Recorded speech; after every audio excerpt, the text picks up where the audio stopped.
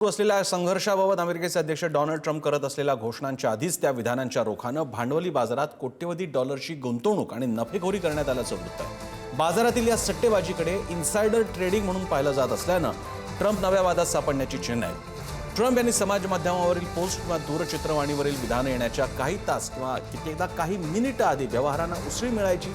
Trump यांच्या घोषणेनंतर बाजारात होणाऱ्या संभाव्य चढउताराच्या अनुषंगाने व्यवहार झाले असून त्यातून संबंधित गुंतवणूकदारांनी अब्जावधींची कमाई केल्याचाही दावा एका आंतरराष्ट्रीय वृत्तसंस्थेनं केलेला आहे। केदार ओक आपल्यासोबत आहेत, शेअर मार्केट तज्ज्ञ। केदारजी, ही विधानं आपण बघायला मिळते, अनेकदा त्याचा असा एनालिसिस झालेला आहे की कोणत्या दिवशी ते करतात, मग पुढच्या दिवशी मार्केटवर कसे परिणाम होतात, आणि आपल्याला कल्पना आहे ट्रम्प हे स्वतः एक बिझनेसमन आहेत मूळचे, तर या गोष्टीकडे एका मोठ्या इंटरनॅशनल न्यूज एजन्सीने हे दावे केले आहेत।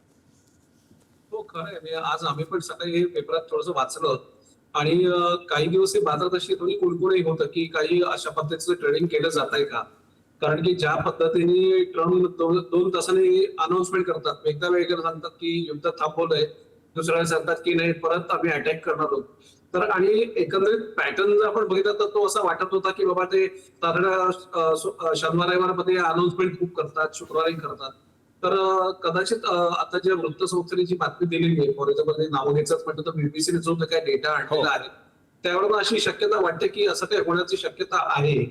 पण आता कसं आहे की ती अथॉरिटीज परत आपली नाही आहे, परदेशात ती अथॉरिटीज आहे, त्यामुळे आता ते तिकडे कशा पद्धतीने बघतात आणि एकंदरीत ट्रम्प हे म्युझिकलच आहेत, एकंदरीत लक्ष देत आहे सगळ्यांच्याही।